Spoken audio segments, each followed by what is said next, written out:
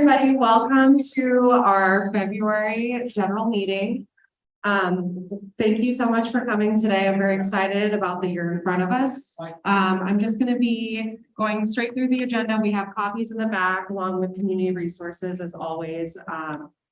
So we'll start off by introducing ourselves. So my name is Eloyan. I'm going to be the chair of the Westside Community Council for this upcoming year. And then I will let our secretary, Pete Freeman, do the rest of the introduction. Okay. To my right, your left is Francisco Figueroa, our vice chair. I'm Pete Freeman, secretary. Marco Cuevas is communications chair. And then we got Kaye Zerbes in the back, who's our treasurer. Yvonne.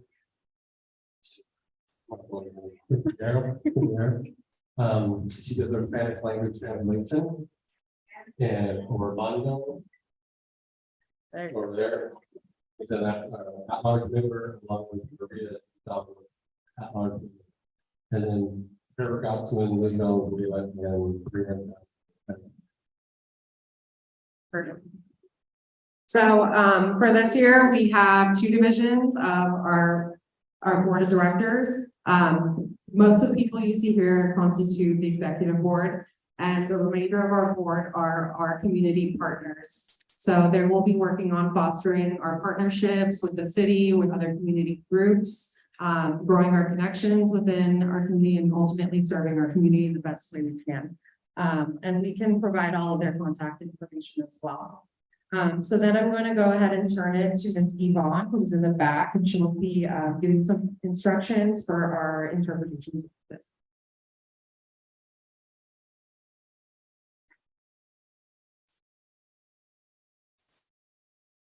Hola, me llamo Iván Cuevas. Aunque me conocen por otra apellido, pero me gusta estar en frontera. Cualquier persona que ocurra interpretación, por favor, levanten la mano, o vayan hacia la derecha y acá. Tengo un asistente en la nueva aquí. Any person that needs interpretation in Spanish, please don't hesitate to either raise your hand or go ahead to you with any questions. Or if you'd like to step to the back and I'll provide the agenda in Spanish as well as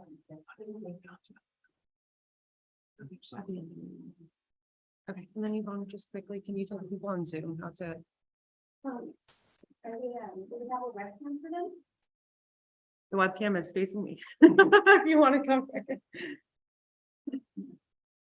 We'll get out of the line.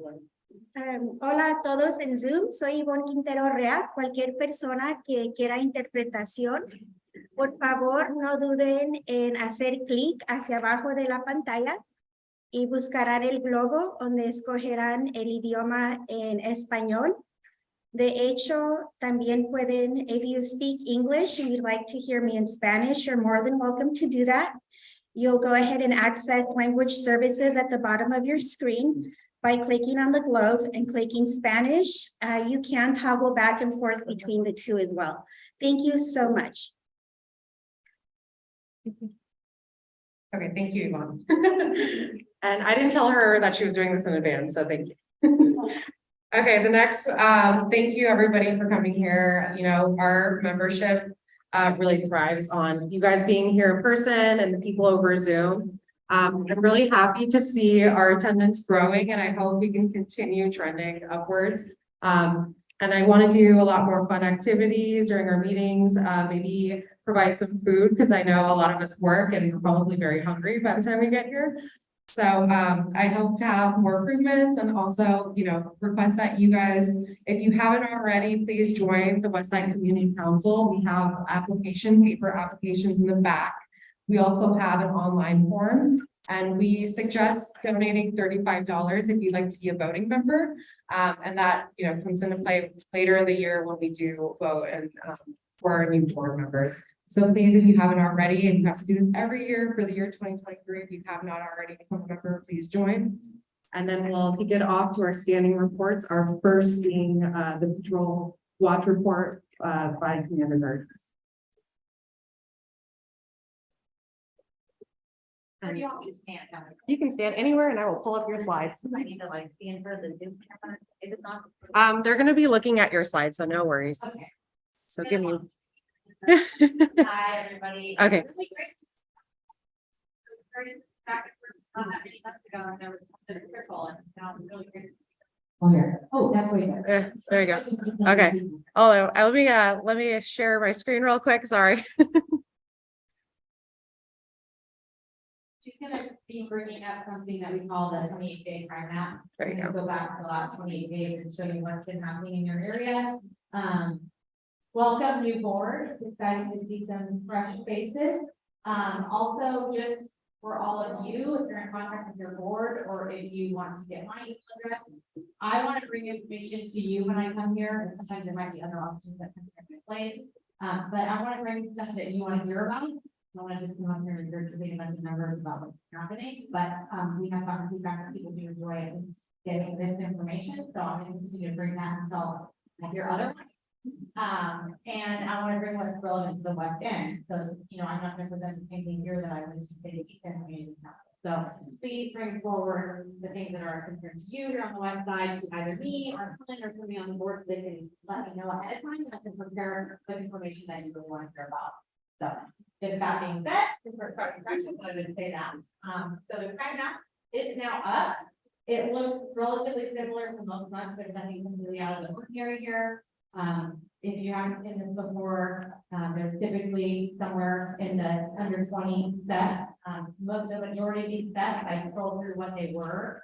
Almost all of them are thefts from vehicles. So please don't leave your valuables in your cars, lock them up. I pretty much give that speech every time. There were 8 aggravated assaults. That number sounds very good. Those also include that would be next necessarily things that are happening out on the street. Though some of them are, a few of them were far related to downtown, things like that. So nothing too out of the ordinary there. And then we had a couple of robberies that were low level, no weapon involved. So that's good to hear.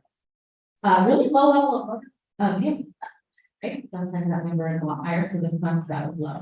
So that's pretty much it for the crime map. The other thing that Pete, I think, asked me to address was the hillside, that you've been getting some questions about the hillside related to the storm. Just a second, I'm gonna get my notes. The police department doesn't have a lot to do with the hillside structure or knowing if it's gonna slide or anything like that. But the police department would obviously respond if there was an emergency. And something were happening where we needed resources out there to respond. So we're heavily involved in knowing what the response would be. However, we now have the new city emergency manager, EMS manager, the emergency services manager. His name is Matt Douglas. He started with us last month, I believe. And he said that he could share a little bit of information. So I'm gonna just read some of the stuff he said. And he also said he would like to come to this meeting possibly next month if the timing is out and present more information as he gets it. But as of now, what he said is that following the last storm on January 9th, there was a geotechnical consultant that made a field visit and observed surface erosion with little to no deep-seated land on the side between El Medio and the park. So that's relatively good news. Good news. However, the hillside does remain a concern during periods of heavy rainfall, and the city is exploring implementing evacuation thresholds based on precipitation. Like if there's a level of rain, then they would make evacuation either orders, mandatory, or a warning to explore thresholds. He doesn't know yet what those will be or what that they're working on. So hopefully, if he comes here next month, we may have more information about that. He also did say, if I get questions I can answer, because I'm putting all the information I have, that he's you're welcome to, I can give you his information, well, field questions and answer them as he can. I can tell you, working with him for just this last month, he's been incredible. He's really made a lot of headway on preparing the city for larger emergencies and making sure that we're ready for those things. He came from Moore Park and worked a lot with the company, different OES office. And I think he's gonna make the city of Ventura really well prepared for any emergency.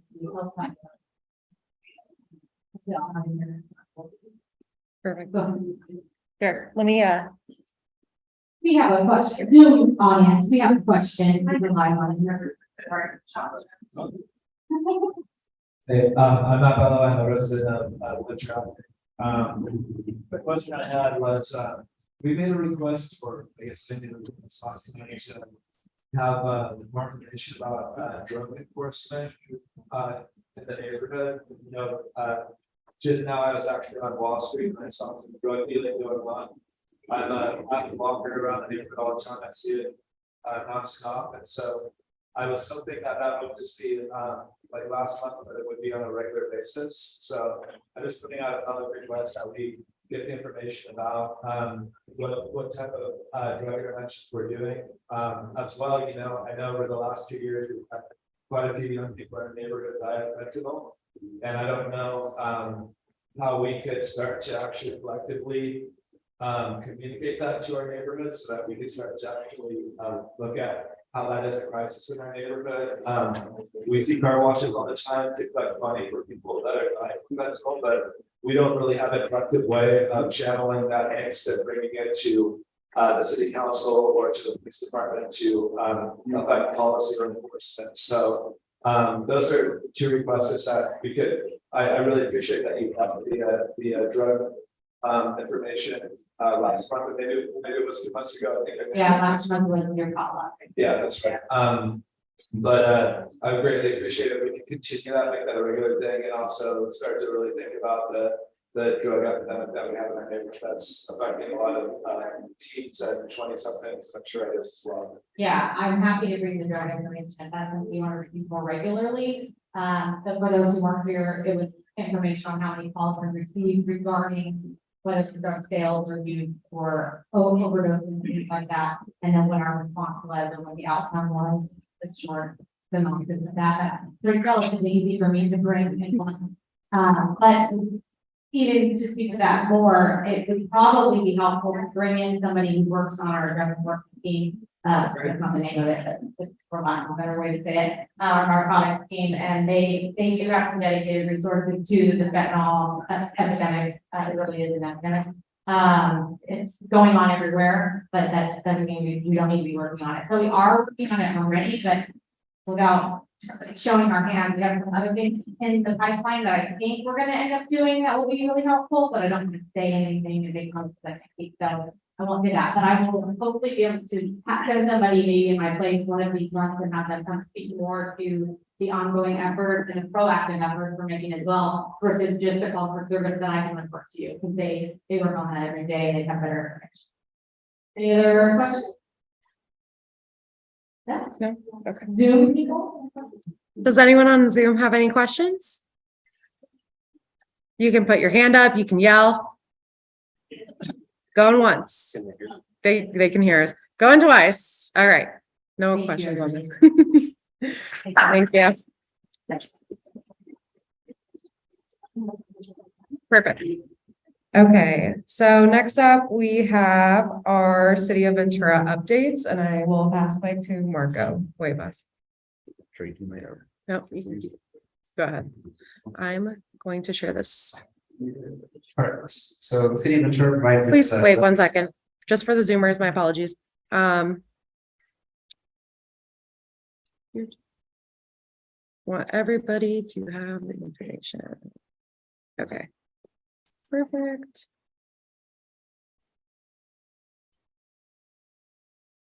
Okay. All right, we're good to go.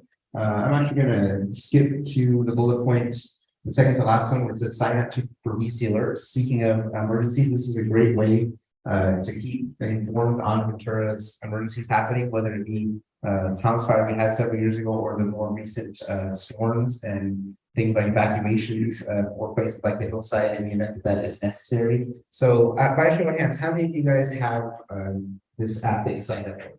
Or not that, the like text and phone, email and stuff like that? It's a good majority, but that's true. Okay, we like to keep bringing this up because we feel more people can sign up for it as it is useful for everyone in our community. So I recommend that. Can I interject? Yeah. Okay, I just want to say that in the immediate area where the hillside is a risk, there's only maybe about, I believe it was 100 people who are signed up, or if that, I think the whole side of the avenue, there's about 400 people who are signed up, and I know there's over 10,000 of us on the avenue. So we really got to make sure if you yourself have signed up, that's great. Please tell your neighbors and your friends, because these emergency alert systems are only as effective as the number of people who have signed up for them. So please make sure you take the time. It could quite literally save someone's life. Just asking them, hey, have you signed up for VC alerts? If not, here's how you do it. It's very easy. So that's what my ask of you guys, of the attendees tonight. Okay, sorry, Marco. Great, addition to what you guys are signed up, there are still a number of people that aren't. Just going back up to the top, we have Parks and Recreation. They sent out their spring activity guide. I don't know if you guys have received that in the mail. I got one. And basically, if you want to do more things, Ventura recreational activities, then this is the place to find out various things such as like swimming and golf. I know I've taken swim lessons and golf lessons, there's a bunch of things in there as well. So as it says here, over 300 plus classes for all ages. So whether it's you or your kids, everyone can benefit from these additional activities that Ventura provides. And they're fairly low cost last I saw. So next we have city council meeting standard interpretation. So the city really wants to advocate for this new program that was put on, as it was advocated from people such as the West Side community, to have Spanish language interpretation at city council meetings. It's currently somewhat underutilized, so very underutilized, I guess I won't try to sugarcoat it. So the next two city council meetings are February 13th and February 27th. So you know, anyone that wants to attend these meetings and would need this interpretation, then we highly recommend that you use it so that we can do these services in our city. I think we're, sorry. So we started this pilot program about 5 months ago. We're on the last month. If we don't have enough people using these services, they're going to discontinue it. So it's very important, especially for our monolingual Spanish speakers. If you would like to receive interpretation services when you attend city council meetings, that you do really utilize them for these next couple meetings so we can keep them going forward. So the next slide, the next bullet point we have is storm recovery updates. So you can view updates on debris removal, facility repairs, streets, and more on city's homepage. City's website has a bunch of different things you can look at. That's one of them. Just keep updated. You can sign up for their mailing list as well and get those updates. And then the last thing, the city is hiring. So look to see if there's any open positions that you may be interested in across multiple departments. And again, you can go to the city's website to learn more. If anyone, such as yourself or anyone you know is looking for a job, then the city is hiring. So Thank you. Perfect. Thank you. Okay. Stop sharing. All right. Does anyone have any questions on Zoom or in the room for Marco? Okay. Thank you. Thank you. I'm Mike Johnson. I represent District 3 of the college area on the city council. I was the one who brought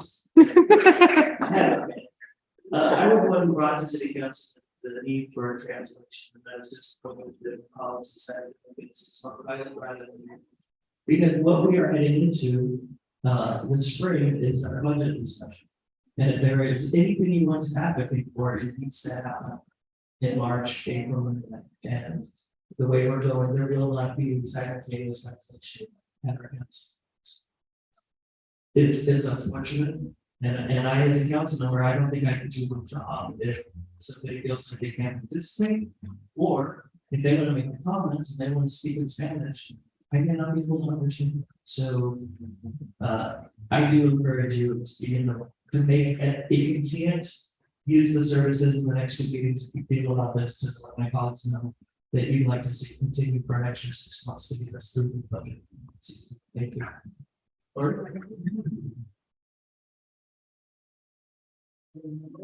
I know, that's actually, again, it's really so sad, and I wonder if you. Or what, you know, I know it's more like one of the first year, and I am one of the two years ago. You know, we're almost a 30-year-old council, and it's taken us this long to get our board even looking like our community, representing our community. Yeah, a couple of people at the, we have more than a couple of people. So, and it can happen within this, right? Like, yeah, we know that's, I guess talking to the council and explaining that, where getting, we think that some people, will be receiving English, not saying that, we have, we can, any brainstorming we can do now because we need it, and we've got some team that's taking.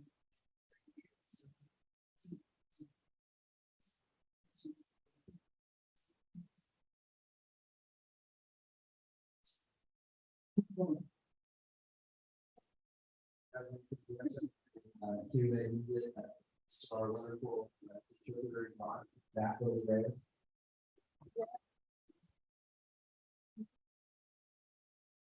So, you know, anyone, that wants to commit to the council meetings, let them know this is available, and we will be on various invites, about that, you know, some areas for the council meetings, that would love to. Any questions? Okay, thank you, Marco. All right, next on our agenda is Old Business Community Council Summit Report. So that's our board members, Cuevas and Freeman. You guys can fight for the microphone, maybe. Get it out of order. I'm not ready. We have the treasurer. Oh, so sorry, I skipped ahead. We have the treasurer's report. So our treasurer, Kaye, Zerbes. Thank you, Mr. Secretary, for keeping me on track. Tired.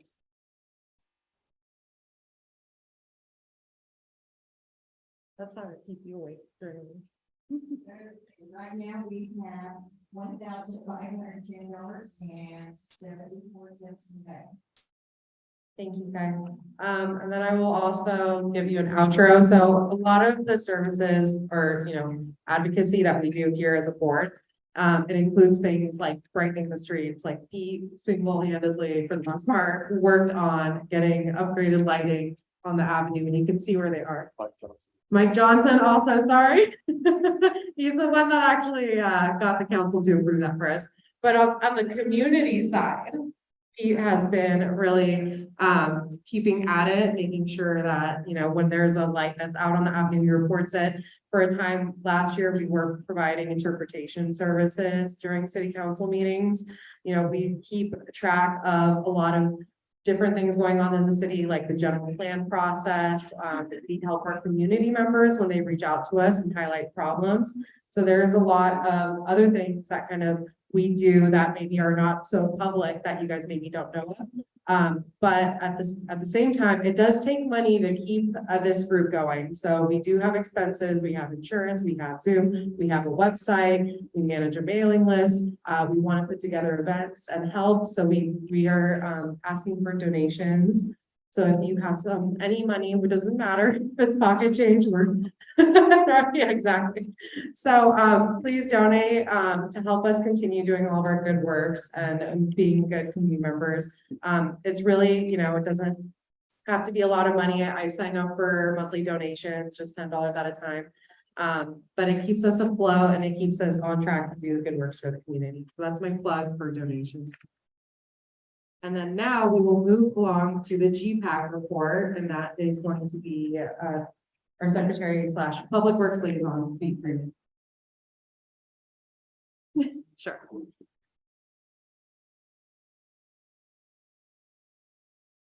Oh, wow. Fancy. Cool, Right.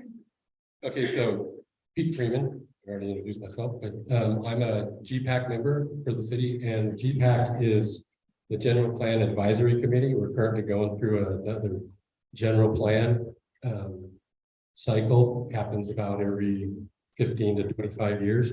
And this is basically laying out what we want, where the city's gonna go for the next 20, 25 years. So as a member of that, we've been working on it for 18 months now. There's a general plan team at the city, and then we're a bunch of volunteers that get together once a month and listen to what they are thinking and kind of give them feedback and what we think and where we think we should go. So with all that, our last meeting was January 17th. We took December off after meeting in November and receiving the land use survey results. I don't know if anybody's aware, but we took that and I've got a book about 2 inches thick of result. There, you were here. So at the meeting, we were presented a plan from Matt Ramey, our consultant, to break into smaller groups and do public outreach to our contacts for land use results, and then come up with alternative maps and land use alternatives. At the meeting, there's some questions and feedback, obviously feedback from the GPAC members. This was outside the scope of the GPAC's identified goals. Since we're volunteers and a lot of us work, this would be really time consuming, and a lot of us don't have that kind of time frame. And so during the meeting, the January meeting, we had a discussion with the whole GPAC, and then decided that instead of breaking the smaller groups, we're going to do an in-depth discussion and analysis, look at all the survey results, figure where we're pretty well covered in the city, and then where some of the areas where we may be lacking, or some groups like young groups and Spanish-speaking groups were underrepresented. So we'll probably do outreach to them with the city, and I've been waiting to get an email, and I got it today to pretty much confirm exactly where we're going to go from here. If you would like to see the survey results, I didn't bring a slide or anything, but you can go to planventura.com and go to the land use tab, and they're all on there. If you're really excited about reading 400 pages of graphs and questions and a few other things. Just some of the issues I noticed when I was going through it, some of the big ones were traffic, water, density, and keep our each city feel. So that's pretty much it. And then we'll be meeting, I think our next meeting is on the 24th. I've got a confirmation on that. So we'll be diving into all those results in depth. Thanks. Oh, any questions? There you go. Hi, I bicycle the avenue quite a bit. All things. I do too. And it's really a dangerous street to ride a bicycle on. And it just shouldn't be, because I think a lot of people would bicycle this street if you weren't supposed to have any capital gains and you have to go around the car. And I'm not aware of what the general plan, how that could be accomplished, because there's only so much real estate, but it just seems like that a lot of the planning, not just here, but all over Ventura, is trying to build density, but ignoring these little streets that were laid out 100+ years ago. So my question, how could you add bicycle? How could a bicycle path be added? And is it part of the plan? I don't know if you saw the 4-day demo that was done down here by the active transportation group. Well, it didn't last because it rained and there was just tape lines, so they kind of disappeared after a couple days. There are some thoughts. In conjunction with the general plan, we have an active transportation group that is looking at bicycles, walking, all that active transport, and that is going to be part of the general plan. And I think we came to the right meeting because I believe we got about a half-hour presentation from that group tonight. Terrific. I hope it does include outline of the bicycles in the plan. This is the most ridiculous thing. I'm with you because that's my bike over there, so that's how I got here tonight down the avenue. Oh, thank you. Tom? Oh, thought Tom was gonna comment. Sorry. Any other questions? Any questions on Zoom? There is. Oh, well, that was for me. Oh, wait, can you? Okay. Can you repeat the question? Yeah, the question that was brought up was about adding a bike lane to Ventura Avenue. And that is being addressed by the active transportation plan group. And it will be part, and that's also going to be part of the general. Okay, any other questions? Okay, great. Let me look at my cheat sheet. All right, that was GPAC. Now we're gonna move on. Are you guys ready?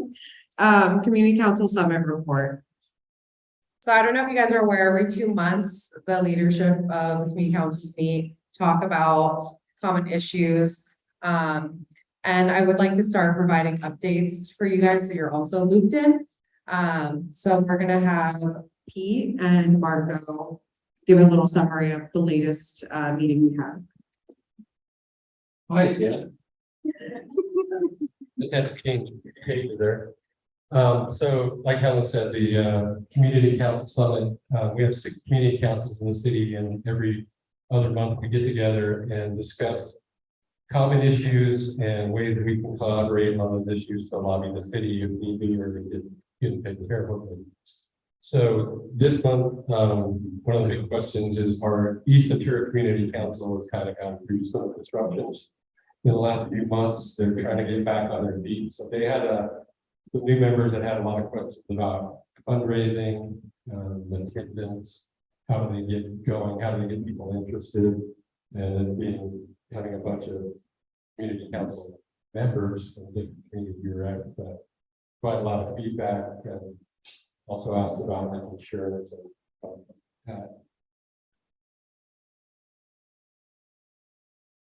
that. This may be an issue that's coming to the west side schools. It was brought up by the Midtown Community Council about security fencing at one of their schools that is blocked off. No, just lied, so I guess I'm on my own. You're concerned about this one since yours. Okay, The security fencing is blocked off like a community garden. Security fencing in school is important now. We're going to see more and more of it, I'm sure, but this one seems to be a problem. So the Midtown Council is going to work on that, and I know one of our members could be here tonight. She's working on that for access to schools. And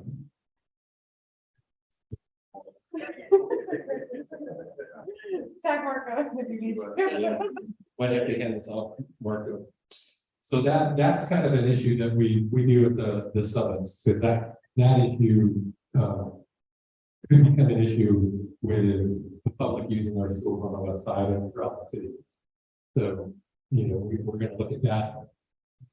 Midtown on this, work on it, and then us update that.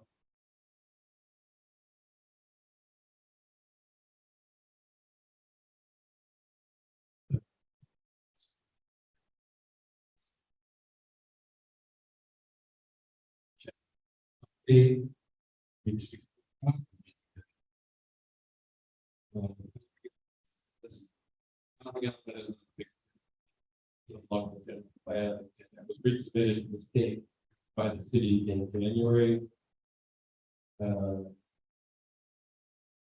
Vendor Heard touched on emergency planning and Mac up listing our new emergency manager, and hopefully get him to review it soon.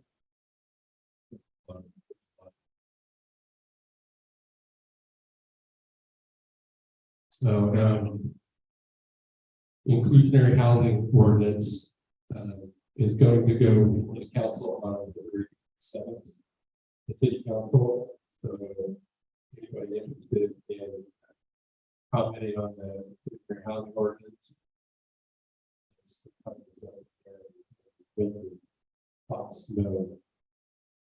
Also, we talked about the vacation rentals in the city. That.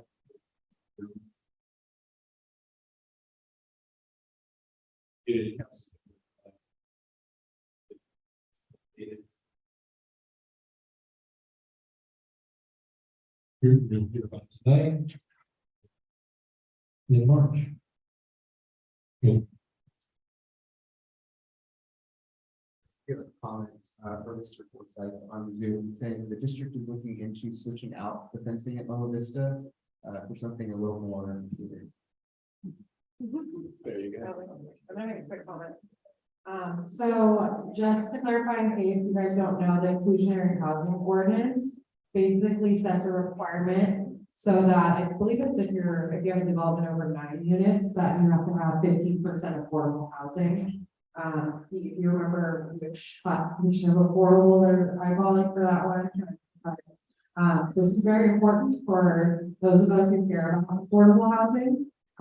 So, you know, this is basically requiring new developments, include affordable housing, and it was talked about in the planning commission, it was sent back, an updated study was done, and then it was brought back to planning commission, so now this is, I believe, the second reading, in front of city council, so please come and provide comment if you can, and then I see that one.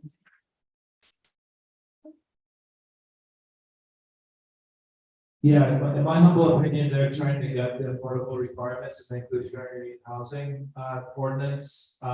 Right now, our inclusionary housing ordinance, after I believe it is 9 units, it's sequential where it goes from very low to moderate, all the way up to 59 units. Then there's an exception where at 60 units, you could do like 20% moderate housing requirements. That's what they did at the recent, the development was at Haley Point. The consultant that came to the planning commission actually said that developers could only afford to do 10% moderate inclusionary housing. So they're essentially they told the planning commission that we want to gut the very low and low affordability requirements in our inclusionary housing ordinance. And when somebody questioned them about Haley Point, they said, well, actually, that was a density bonus project, which was inaccurate. So, in my opinion, obviously it's a good thing because after that billionaire Palmer sued to get rid of rental requirements in inclusionary housing, we will be adding that back in. But overall, the inclusionary housing ordinance is going to be far weaker. And I believe that the consultant that directed a lot of this information to the planning commission was very inaccurate about that information. And we're looking at a severe reduction in the affordability requirements in our developments in Ventura. So I encourage you to do your own research on it and come and speak at the council meeting about it. Thank you. Thank you, and I hope the people on Zoom heard that as well. We placed a microphone in front of the speaker to help you guys out, so please let me know if you're having issues hearing still. All right, any other comments, questions from Zoom or anyone in the room? Okay. All right, so next we'll move to our formal presentations. So first up, we have City of Ventura presentation update on the plan process and recommendations, field questions for the active transportation plan. And I will keep that up. And Tim Gallagher, it will be presenting for us today. Thank you. And you can stand wherever you want. Well, I have some slides here, so I'll stand here. Yep, And whichever. Or but don't read over my shoulder because I know what I'm gonna say. no promises there. Okay. Hi, everyone. Okay. My name is Tim Gallagher. I am working for the group that's doing this active transportation plan for the city of Ventura. I want to give you an update on that tonight and how that's going, okay? Active transportation, we have built our cities in Southern California and pretty much around America around the car. And smart communities, smart governments are starting to say, maybe this wasn't the best thing, that we need to make more room for our cyclists, for our pedestrians. And that is going to take some time, and it's going to take some money to turn around years of planning that have been built around moving motor vehicles around. So what I want to do tonight is give you an update on that active transportation. I have 3 points I want to make with you tonight. You go there. Thank you. Maybe it would be good if you looked over my shoulder, right? Yeah, I think so.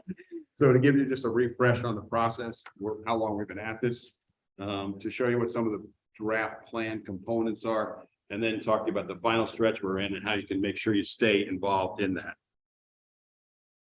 So I'm sure active transportation is one of those phrases that's on everybody's lips at the breakfast table every morning, right? We all talk about it. So let me refresh you on what exactly that is. Thank you. I got some good laughter in the back. Great audience here. Thank you. Thank you. So it's just basically walking, biking, rolling, and taking transit. Anything that gets you out of your car. That is what active transportation is all about.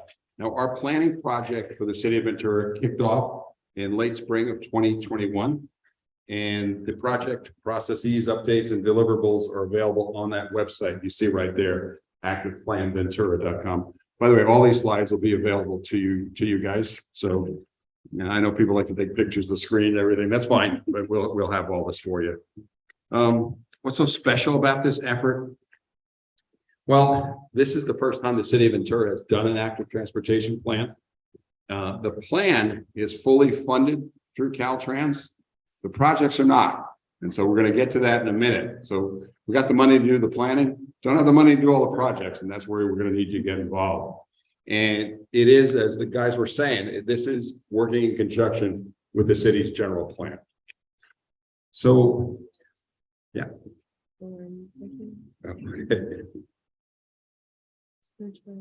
Sorry, there might be Oh, okay. I might have to reshare this. One moment, please. Sure. Okay. Oh, sure. One second, I'll get it for you. No worries. Sorry. It's activeplanventura.com. Thank you. Okay. Someone on Zoom, please let me know if you're seeing a different slide. If this works for you. Okay, good. Yeah, sure thing. Okay. Okay, good. I don't have any good jokes. Okay. So, would you go on? Oh, yes. Sorry. That's okay.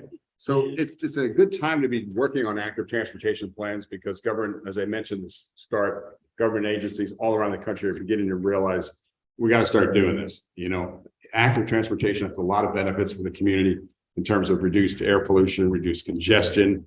Health benefits are better when we're out of our cars and actually cycling and walking. And the city of Ventura is well positioned to invest in this. And this planning process that we're going through right now is going to result in a lot of good benefits for the city. That is to prove to you that we haven't been lazy. You know, we've been working on this all along. We're approaching the fourth and final engagement push to share out the priority projects that are in the programs and the draft plans. I'm going to get to those in just a second. See, I move fast through these things. I know. I know, right? Yeah. So the key components to the plan are walking, biking, and safe routes to schools. We're going to identify the opportunities for ongoing integration of the safe routes to school programs and projects. That is really critical to the whole part of this. We have around 10,000 or give or take a few thousand kids going to school in the city, and getting them there safely is a real priority of this project. There's also the complete streets recommendation, and that's in layman's terms to those of us tonight, what that is about is making sure all these plans work in an integrated way. You don't want to have a bike path through the city where it's 3 miles of great bike path, you feel safe, you know, you're in a good position, and then all of a sudden you're exposed to, you know, a lot of traffic, and then 2 miles later it picks up again. You want this whole thing to be integrated throughout the city. There have been a lot of things that have been going on to get people engaged in this. That website I mentioned, email newsletters, social media. We've done focus groups. We've done all the community councils in the city through about 1.5 years ago, coordinating these with the GPAC, as we were mentioned earlier. And we've had office hours throughout the city at various times throughout this project. We had one more. Thank you. Gotcha. Sorry. I know. We've done a survey and had 1,300 people in the city respond. Did anybody participate within the chariot ride? It was about 1 year ago. Some nice weather there. We mentioned that we did the project here on the avenue, And it never rains in Ventura except when you plan an outdoor bike and done city side workshops. We're just really trying to be getting out there. Big part of this was safe routes to schools. We went to 10 different schools and met with the students, the faculty, and the parents to try to get their feedback on how to make sure these kids are getting to school safe. And I mentioned there was a demonstration project right there on the avenue last October. So what work have we done so far? A lot of good feedback from you folks has helped us develop a plan this far. It's not final, but what did Chick Hearn used to say is the Jello starting to set up? Is that it? The Lakers, yeah. So we're getting there. The goals are the goals and objectives are basically what is the city going to need to do to get this plan accomplished? And here are the main things that we've been working on: the connectivity, creating the networks, educating and encouraging people, giving people the opportunity to learn skills and build confidence, that have fun walking and cycling. Equity is a big part of this. There's certain parts of the community that don't have as much access to these walking and cycling. We're going to work on that. Everybody has the right to travel safely in the city.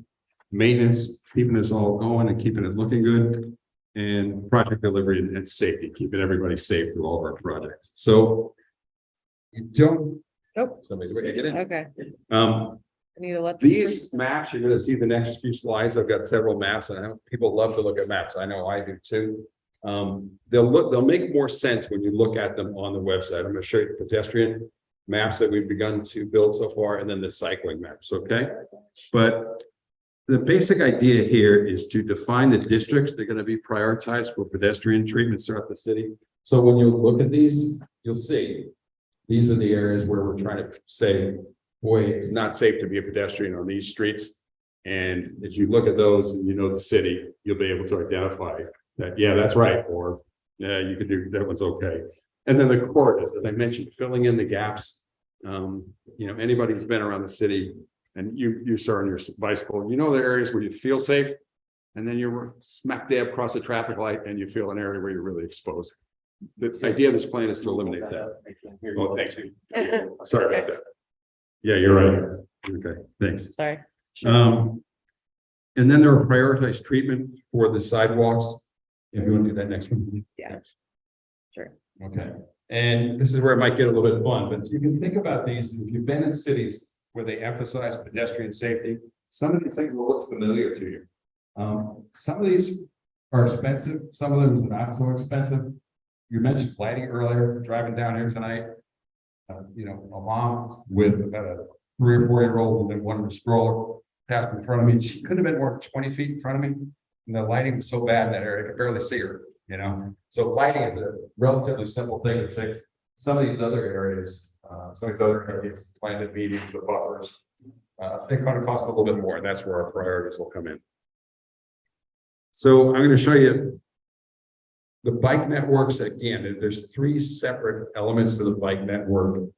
And if you want to go just. Sorry, one moment. That's okay. I'm trying to let some folks in. That's okay. There's different aspects of the bike networks depending on your capabilities, whether you're a serious cyclist or whether you're a recreational cyclist, whether you're out riding with a family or whether you're an older person who's riding a cycle or whether you're, a serious cycling group. These next 3 slides just get into that. I'm not going to labor on these tonight because they're on the website. And you can go in there and look at them and see where the networks are built. But there are different classifications of the bike, of the cycling. And why don't we just go ahead to the one with the pretty pictures? Yes, okay. Okay. There we go. There we go. Okay. Are you going to shoot me?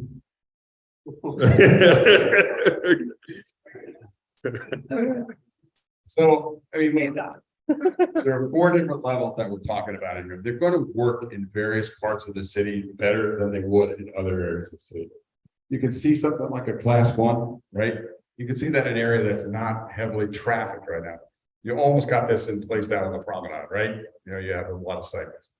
Other areas of the city, you've got to find ways to create safe places for the cyclists, but still move the traffic along. So you've got to find them ways for those guys to share their roads. These are some of the things that are in there. And like I said, they'll get in there. And then the last part of it Thankfully, we haven't had a lot of kids hurt on their way to schools in the city. But this is a real high priority for this active transportation plan, to keep those kids safe. We went to the parents, the faculty, and we tried to develop what they think are the safest routes to school for these kids, and we'll be sharing those throughout the plan. So this is where you need to start thinking about how you get involved. Obviously, investments like this are going to be hundreds of millions of dollars. And Mike, you don't have a checkbook that'll cover every one of these projects tomorrow, right? So there's going to be prioritization on this. And it's going to be based on these three areas: connectivity, bringing the city together; equity, we can't leave certain parts of the city behind just because the people who live in those areas are poor, have less income; and safety, where the areas in the city where we have had significant safety issues. Those are the three priorities we'll be doing. Not only does the prioritization process help us determine where to invest, but how and when, how quickly these have to happen. And the final plan that will be on the website will include the full list of projects for the city to track and update over time. But we'll be focusing on showcasing the priority bike and pedestrian projects that rise to the top through this process. So what's in the draft plan and how can you weigh in? This is pretty simple. The public review draft. Oops, sorry. The public review draft will be out here in the next probably 45 days.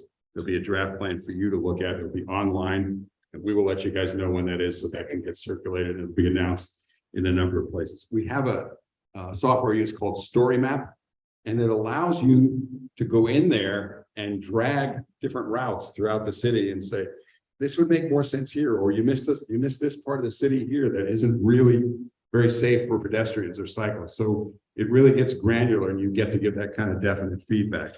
And it'll be a survey component in there too for you to give us feedback. Here's some of the things that are happening this spring. These will probably be done in about the middle of the spring. The exact rates will be exact dates to be determined, but we've got pop-ups, which is where we just have tents up, people who come and talk to us about it. We've got several of those propped up, and another bike ride coming around this year. And what I really, we have a few minutes for me to take questions. What we're really mostly interested in from you tonight is how we can go about engaging more of the public and get more feedback in. I mean, if you have a comment about the plan so far, great. But what I really want to hear from you tonight is how we can really make sure people in the community participate with us. Okay.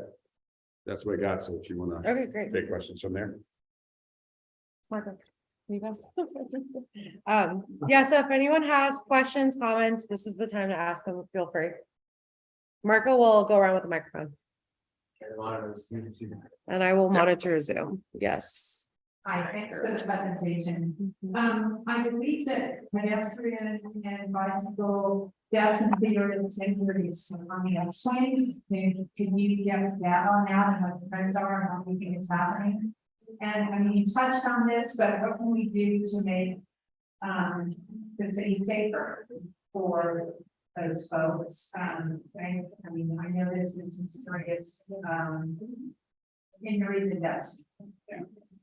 I don't have the data on the pedestrian or cycle deaths. I'm sorry for that. But what you can do, I think, is when this draft map is out, look through it. You know the city better than anybody. Go into that and look and make sure the areas that we've identified as the highest priorities in the city, according to this plan, are the areas where you think it's the most dangerous or where it needs to be addressed first. So stay involved with this, and this will be out soon. Hi.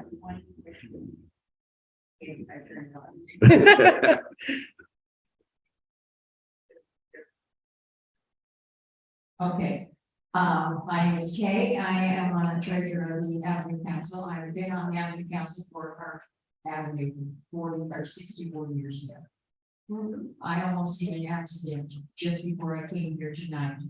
Yeah, here by the library. Yeah. I actually stood out there and ushered kids across the street there in school. Yeah. Because they couldn't get through. Cars just kept going, they would not stop.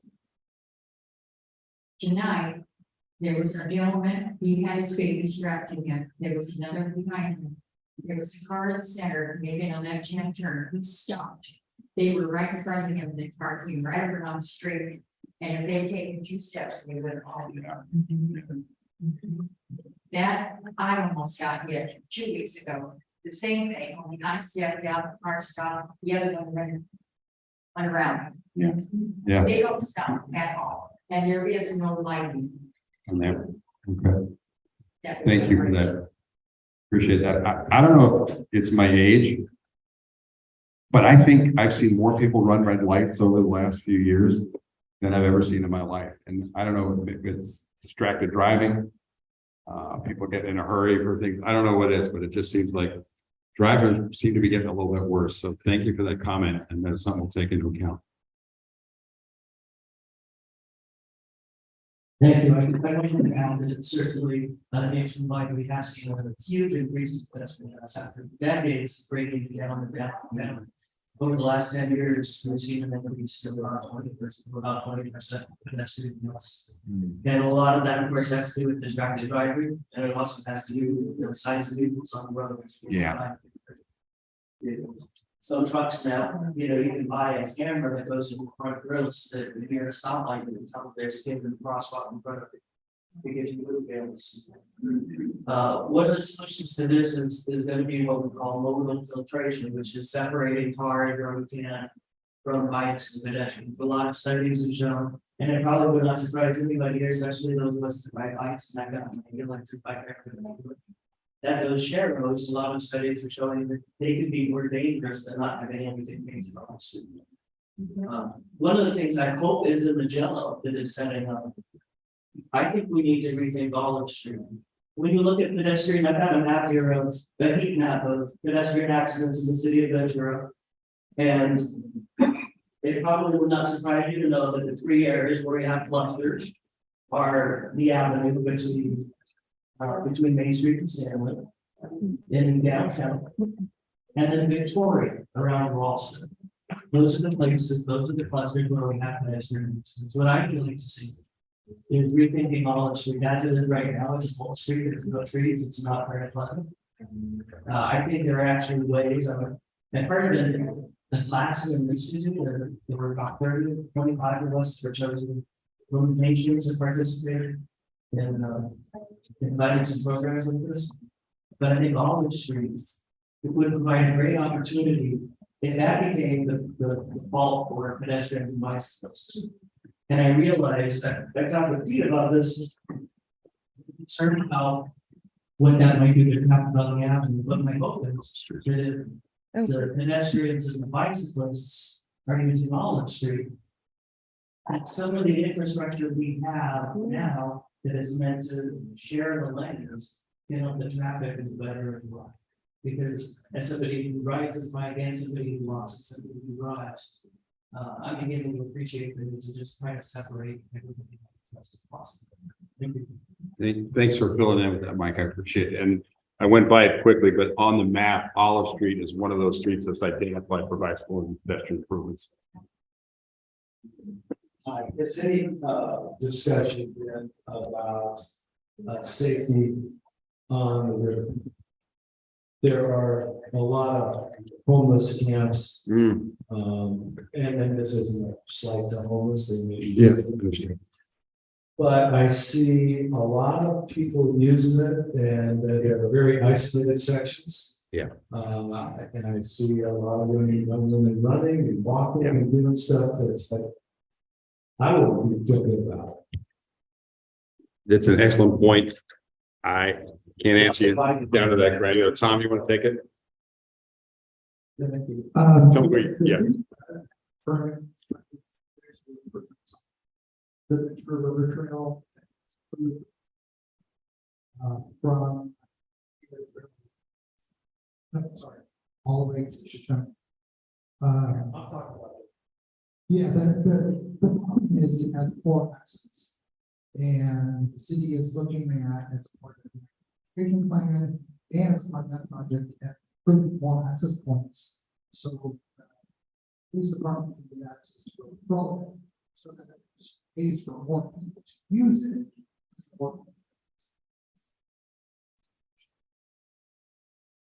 You should introduce yourself. They don't know who you are. Sorry, I just told Miracle. I'm one plan on the city side. First time seeing it, also some.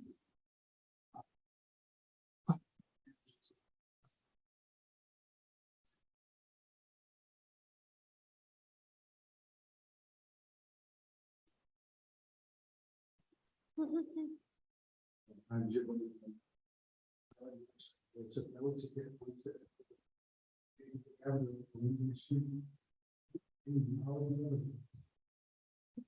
I thought I had suggested this 10 years ago when we moved all the style.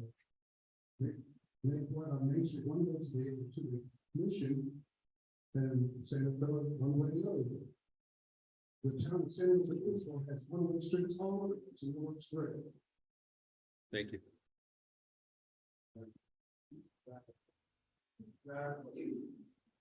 It's actually funny because one way sheets of movie sets and some conversations. Okay, so making this trail, will that make police officers stop the people that are going on, we're driving. There's a theater, there's a full life. You would have all the bikes using this trail, right? That you guys are planning on building, or the bike path? Okay, go ahead.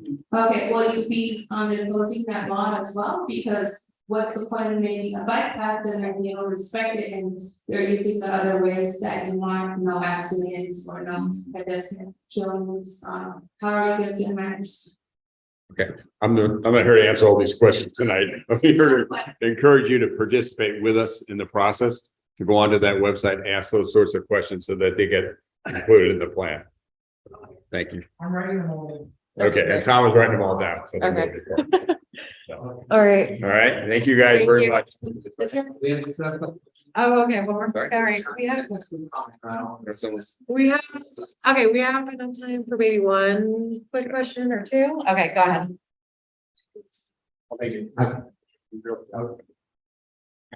Tom stole my thunder on the bike path upgrade, so I'll figure that. But I don't know if anybody noticed there has been a street light upgrade just north of here from Red Barn Market, basically the Red Barn Record. That was a demonstration project, but it was an upgrade. The study of the lights, lighting is actually what should be on a street like this. So if you like that and want the whole avenue done, because that's the plan, your council members, all the cities, let them know that you want that, because we gotta find the money for it. Like chicken, we don't know where it's coming from yet. We're looking. Okay, thank you. All righty, so now we're gonna move ahead to our second presentation, which is presentation from Mr. Rick Conrad of Pacific Sports Group for the proposed redevelopment of the Ventura County Fairgrounds. And I want to preface this by saying there are no decisions being made tonight. This is fairly like informational, some information for our community members. You can ask some questions and make some comments later, but there is no action being taken tonight. So just want to put that out there. And Rick, I'm not sure if you wanted to run your PowerPoint from your computer, or I'm happy to run it as well. Oh, I think you're muted.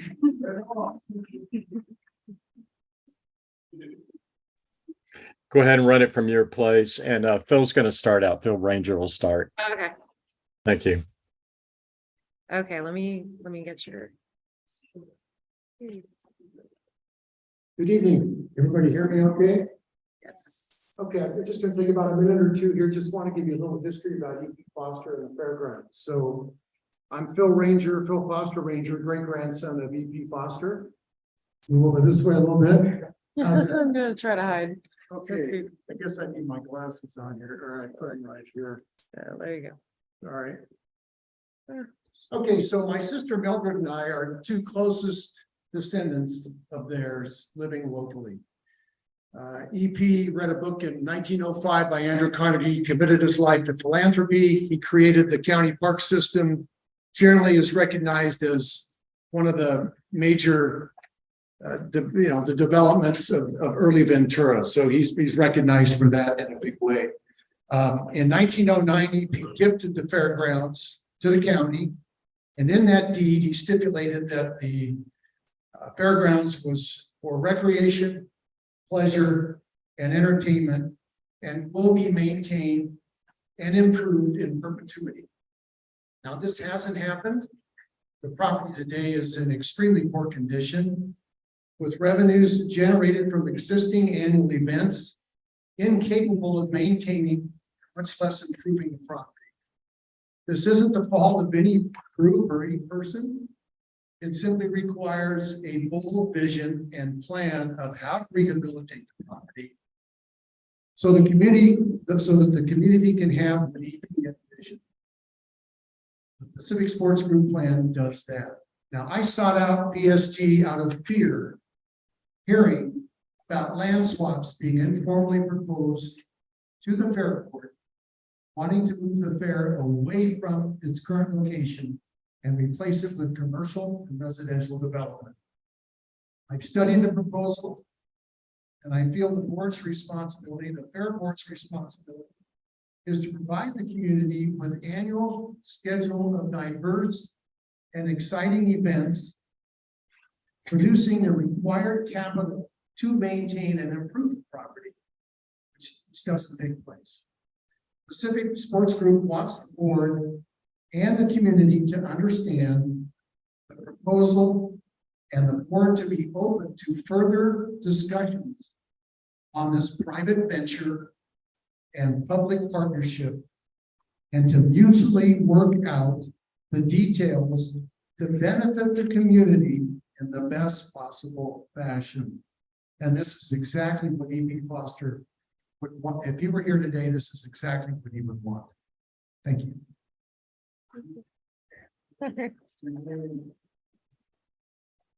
Hi, everyone. My name is Tanner Shelton. I'm with Jensen Design and Survey. Our firm has done for all of the city of Ventura, everything from Westview Village over here to Cistern Place on the east end.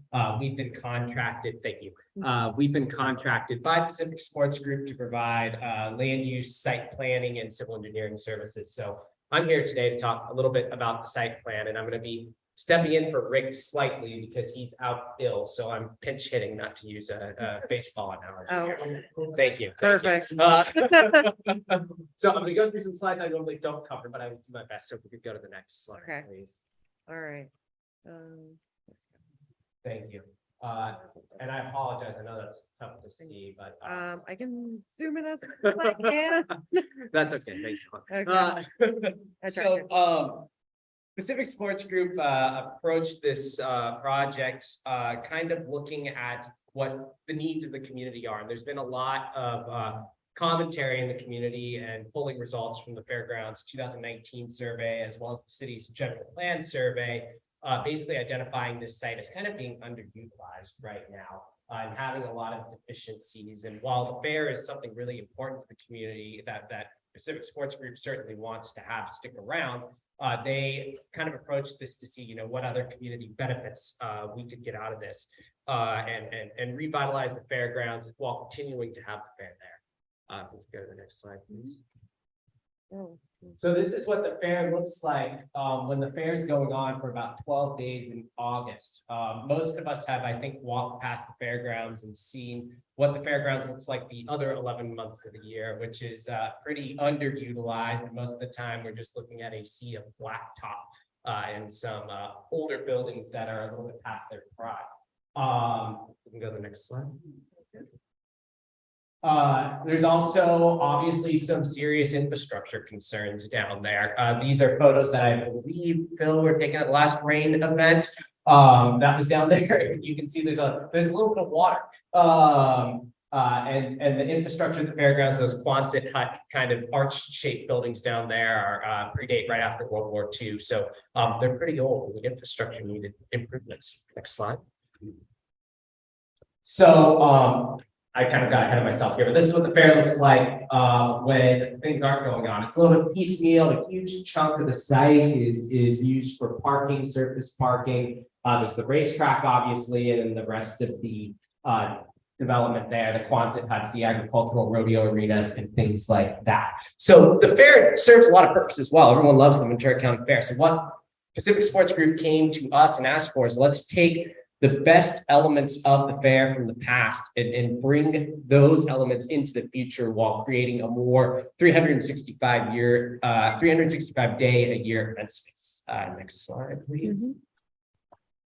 Which is where we came in and came up with this. So the idea is I'll kind of walk you through the site plans, since I know there's a lot going on here and I'll do my best. The centerpiece of this is a multi-purpose stadium located here kind of in the center of your screen. And I apologize to those on Zoom. I don't know if the camera. I'm pointing at it. Oh, excellent. Thank you so much. A baseball multi-purpose stadium located at the center of the site. And those replace the two existing kind of Quonset U-shaped buildings that are there.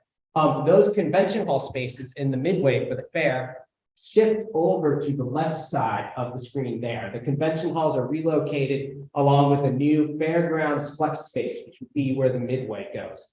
As we move to the west over towards the Ventura River, there's the, we're proposing a new rodeo and agricultural arena that will increase the size of the current permanent rodeo and horse agricultural display facilities by about 86%.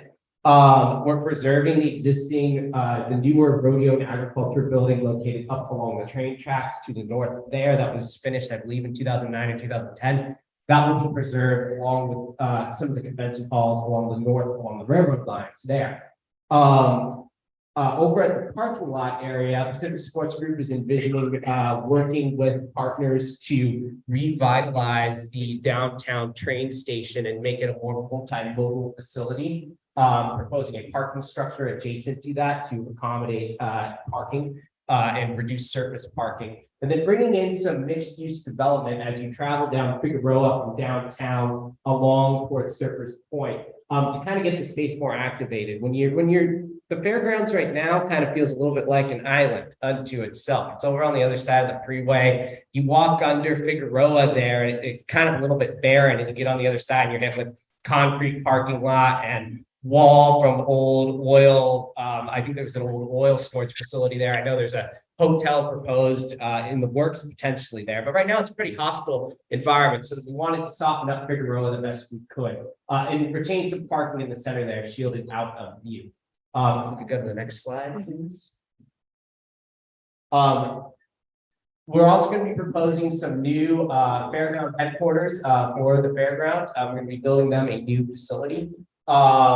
We feel that this is aligned with the city of Ventura's general plan and update process. The city's going through a general plan update right now. And we feel like there could be some synergy between this project and what the city is talking about, more broadly speaking, with the general plan update. This rendering shows kind of how the site would work while the fair is going on. And I want to make it very clear. The fair is not going anywhere with this proposal. The fair would continue to be held at the Ventura County Fairgrounds like it does now. There have been some other groups in the community that have approached the fair board about a potential land swap. I want to make it very clear that Pacific Sports Group has told me that that is not on the table for them and their operation. The fair is to stay here, and the multi-purpose baseball stadium will coexist with the fair. And that'll bring a more 365-day activity level to the fairgrounds. Next slide, please. Another one of our concepts when we were looking at design was opening this site up to the broader community and making it feel more integrated with the Ventura community, and taking a site right now that's kind of fenced off and not very accessible to the public and making it more accessible to the public on a daily basis. So to do that, we proposed extended harbor down along, bringing it into the site, running a few streets from north to south, and making the facility more open to the public on a daily basis, and also improving circulation and traffic flow to the extent feasible down there. Next slide.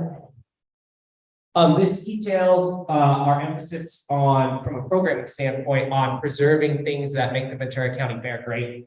especially agriculture and the rodeo stuff. This slide just shows a detail of how we're improving the rodeo and agricultural facilities. And we'll be working with various agricultural partners to ensure that what we design down there serves their needs so that we have those rodeo agricultural events going on more than perhaps just at the fair, increasing that use, giving them a more modern, desirable facility to use. Next slide, please. Here's some renderings that our project architect put together showing kind of the potential mixed use as well as the potential baseball park there. The Pacific Sports Group is envisioning community spaces in there that can be available perhaps for nonprofits and other organizations like that to maybe have some small office space, community space, things like that in there. The multi-purpose stadium is going to be more for just minor league baseball. When the fair is going on, we anticipate we could do concerts and things like that in there, and beyond just when the fair is going on too, maybe getting some concerts in there as well. The ballpark's about a 5,000 seat ballpark is what's anticipated right now. That number is conceptual in nature. But the idea would be it would be a multi-purpose stadium that would bring more events on a 365-day-a-year mindset to the fair. Next slide. And at this point, if Rick is there, feeling uptick, he's a little under the weather on Zoom, I'm gonna ask him to talk about the financial fund because that is above my pay scale. Thank you. I'll be back for questions. Rick, go ahead. Thank you. Thanks, Tanner. So the cap outlay on this project, we've worked the numbers for 2 months on the long side. We've looked at convention halls, retail mixed use, the equestrian arena, Class A office space, and multipurpose stadiums regionally. And we've come up with numbers. This was a 2-month research by our CFO. So we've got a number of pages to back these numbers up. Again, we've carried it out for 10 years. We have 3 brokers, one in Santa Monica, one in North Miami Beach, and one here regionally that are interested in funding the entire project. Our first tranche is actually only going to require $30 million to get us through entitlements. But these people are very interested in staying with the project as a partner. Let's go to the next slide. So as far as the funding is concerned, we are for the master lease. Our proposal is at $600,000 a year. It helps the Fair Board to be able to bring in substantial projects and not be undercapitalized. We take care of the maintenance, of course, all the CapEx improvements. It's a 6-year build out.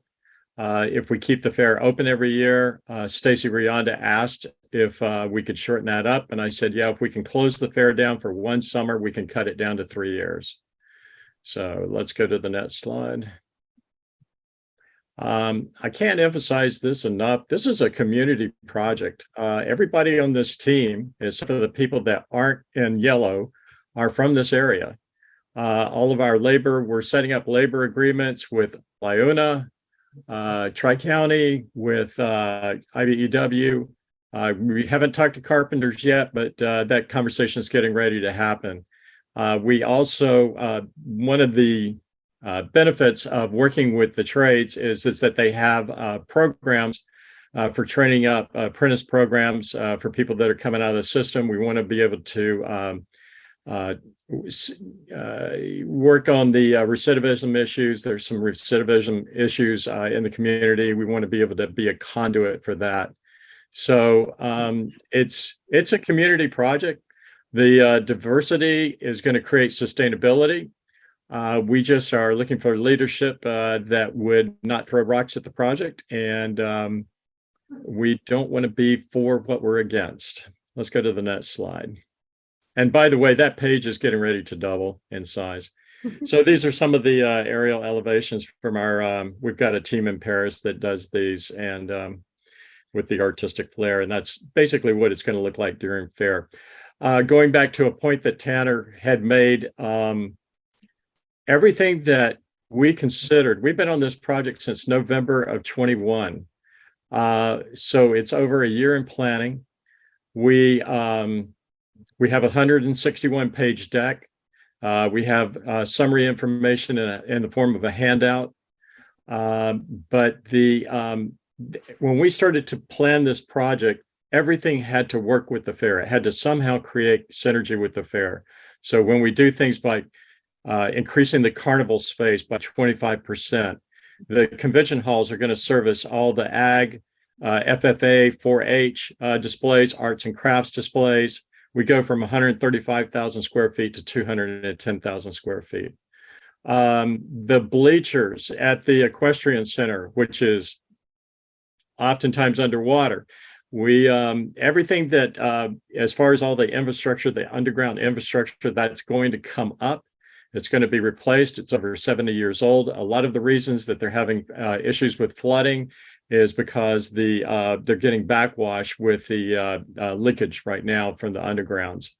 So with King High Tide, we're going to restore the undergrounds.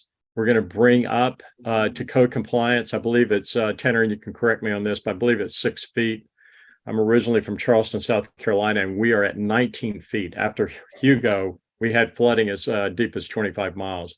So we're looking at mitigation for the flooding and to basically bring the entire campus up to code. It'll be safer. And then I think the biggest point about all of it is that we bring down the fences. We're going to open this campus up.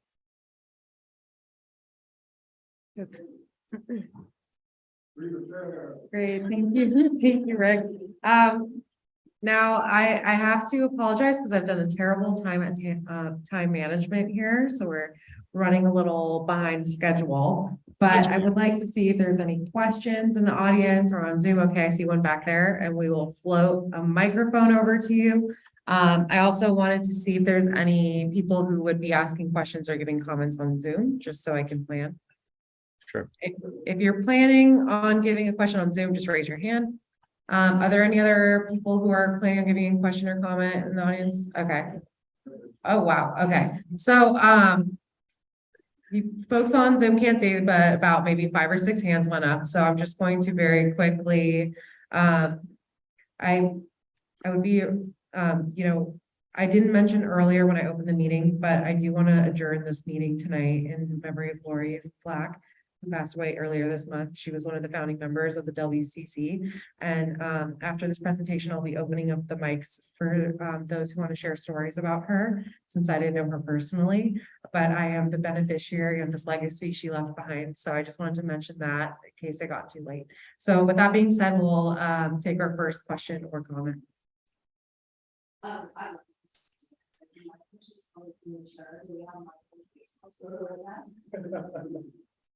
Okay. Rick, do you want to tackle that one with? I couldn't hear the question. I'm sorry. Her question was, do you have a minor league team lined up to play in the stadium? I'm sorry. Say it again. Do you have a minor league team lined up to play in the stadium? Hear me now? I'm sorry. It's so much echo. Could we get a little closer to the mic or something? Helen, can you ask that question? Do we have a minor league team lined up to play in the stadium? Oh, I see what you're saying. Yeah, no, we don't yet. The single A, double A, triple A, they all have very specific, since the consolidation happened and they got rid of about 25% of the teams, they're now starting to open it back up. They're going to bring online 2 minor league teams in the not too distant future. So we're watching that. We have somebody that lives locally. There's so much talent in Ventura County that's untapped. And there are so many people we have on, we had a recent lunch.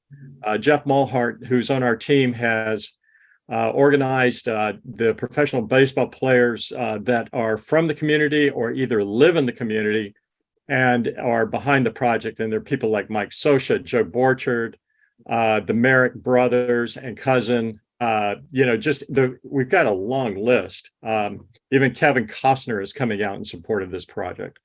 So, but as far as looking at the team affiliations right now, we're in the early stages of this, and we need to get into that negotiation stage with the board to be a serious consideration for anybody that wants to cite a team here. But yeah, we have the right people in the community to be able to have those conversations. We just have not yet gotten past the board to be able to start that conversation. Okay. No, no worries. You can keep that mic. Oh. I'm kind of loud.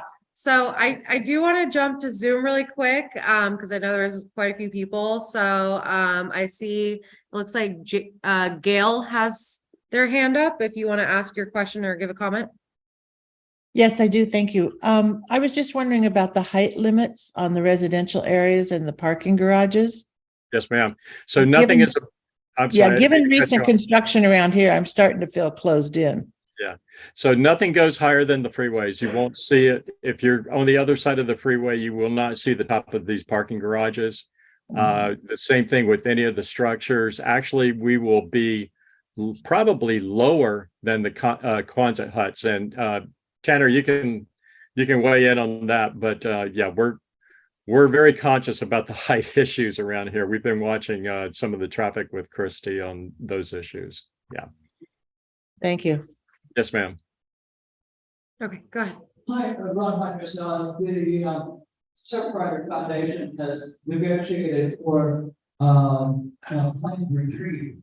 Yes. The sea level is rising. Yeah, there's flooding there, it's gonna get worse. So having a significant investment would push the businesses there to, push the city, county, whatever, to invest more in balancing the negative effects of sea level rise. So it seems like it's a commercial business that's asking for handouts from the city and county. That's appropriate. And usually with sports teams coming in, building a stadium, there's all kinds of novels and sports they ask for from the community. That's breaks and all this other stuff. So I'm not seriously opposed to try that. If I could, Rick, and then you can speak a little more, I do want to acknowledge first the shoreline retreat question. The site plan does take into accommodation the city's phased shoreline retreat project at Zerbes Point. You see that reflected in the plans there. So I've included that from a site planning standpoint. And Rick, I don't know if there's anything you wanted to add regarding capital and how the project's going to be funded. So we've met with Surfrider.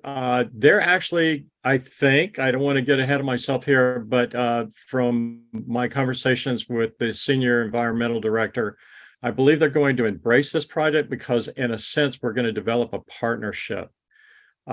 We've had a discussion that I think is going to lead. We're supposed to present for their local chapter here pretty soon. They've got 160 chapters nationwide, and I believe we can be the model for Surfrider Foundation on how to do a beachfront facility and bring it into sustainability. Is all about our program.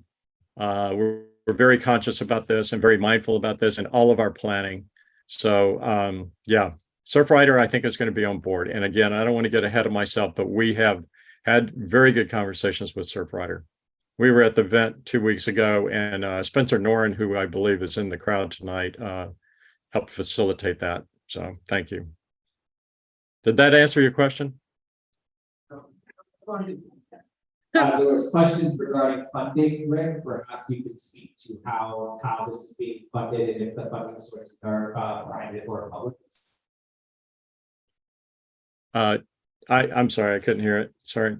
There was a question about funding and what the funding sources are. Well, we have a group out of Santa Monica, again, that has a very large amount of money that wants to get involved with this company.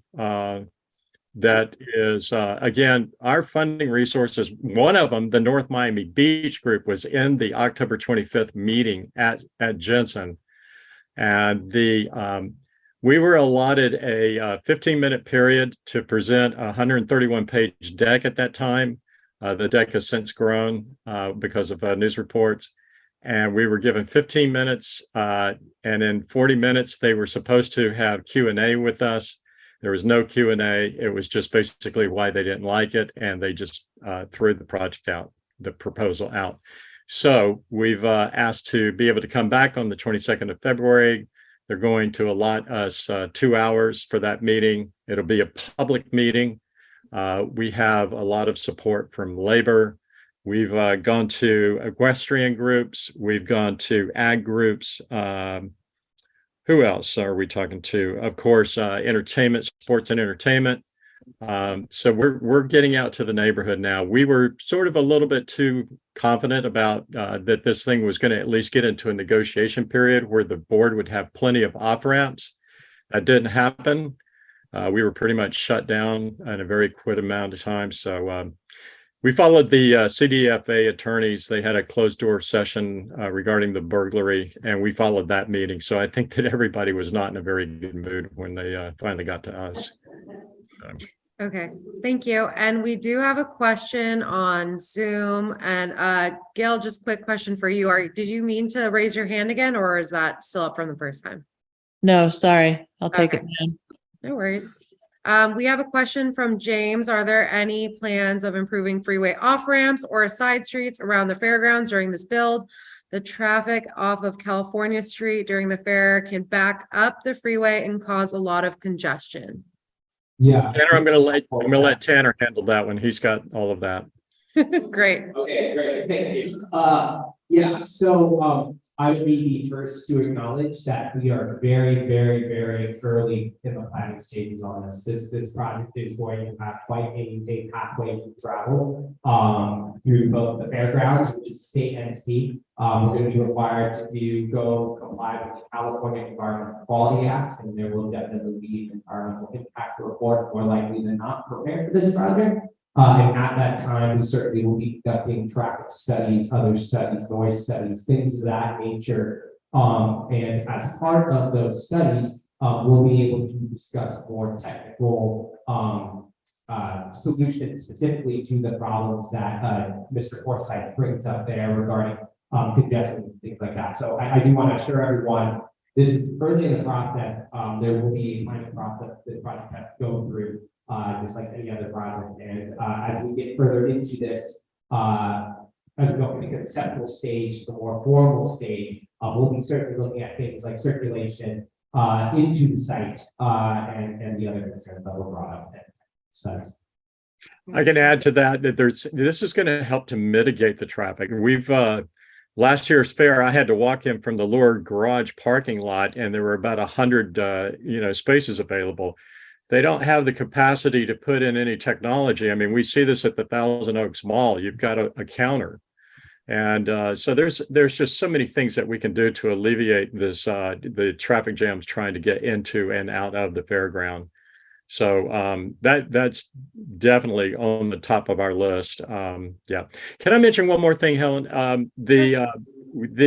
The stadium, as far as the stadium is concerned, people have talked about, oh, it's going to be peace, soup, fog, June gloom, things like that. There are companies now that do radiant heating in concrete, and that radiant heat will rise. So we've looked at like temperature control and environmental controls that are sustainable. And then on the equestrian side, they've got bleachers over there. So we go from 7,500 or 5,500 fold out chairs for the concerts to 7,500 stadium seats where there's going to be some creature comfort.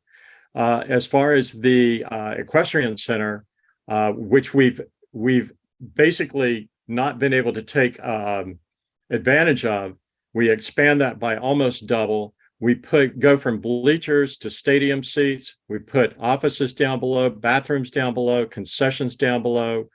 We really make it someplace that people in competitive equestrian, be it hunter jumper, dressage, all of that. We want to be able to start bringing in equestrian events, competitive events, including rodeo for the fair.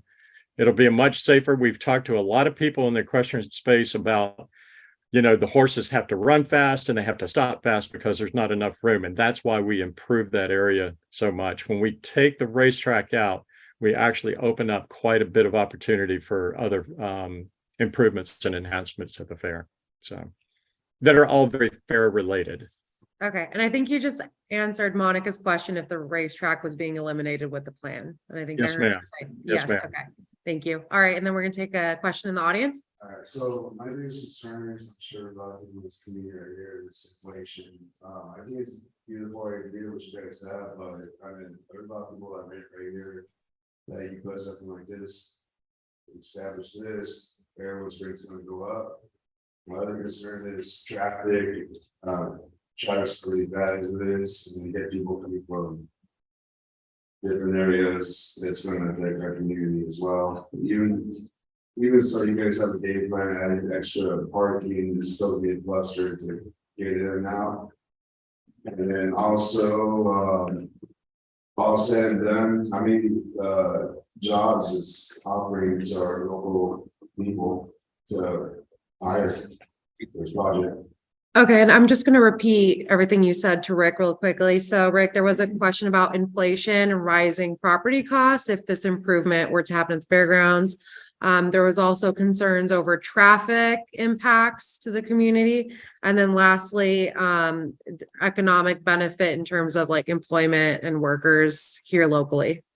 Well, again, when the fair right now is behind a big fence, and so they have, maybe a single event on a weekend or a single event in a week and stuff. So when we open up this campus, there's going to be greater utilization, greater safety, I might add. And we can, because it's a diversified campus right now that's accessible, we can do conventions at the same time we're doing a concert at night. We can do equestrian events at the same time we're doing something else in the convention halls, things like that. There's a whole matrix of possibilities. So there's that. As far as inflation, I'm not sure that has any bearing on us. This is a state-controlled property. I don't quite get the connection on that part. On jobs, absolutely. You know why? Because we're gonna create more utilization. Right now, that property is a complete underutilized facility. We're going to turn it into a campus. That's our goal. We're usage from people, everybody from the surfers to the people in equestrian, all of it. Yeah, we want to really bring this fairground alive.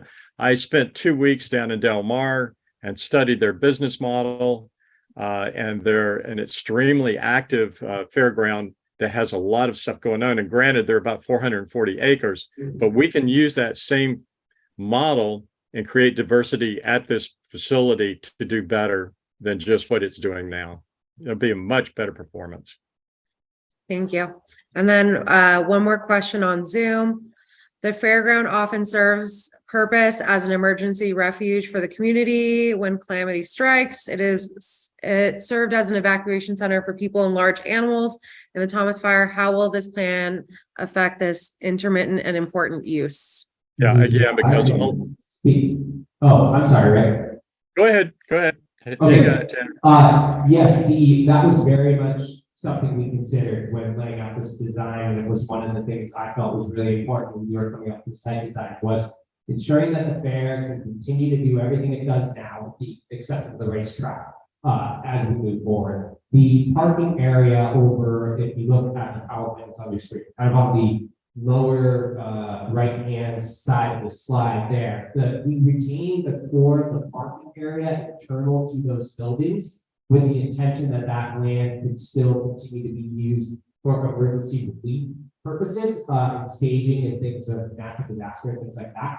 The other spot we have available for that is the multiplex fair midway area, which is located kind of just to the left of the baseball stadium in that rendering lower right-hand corner. When that's not in use, that's essentially going to be a paid for area that could serve those really important emergency relief services.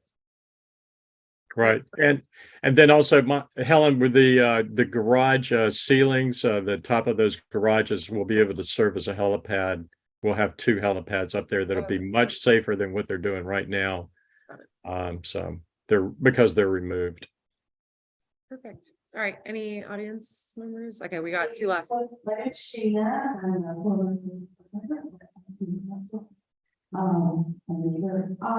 have been in the trade show business for 20 years. I go to San Diego, I go to Chicago, I am super excited about the idea of convention space.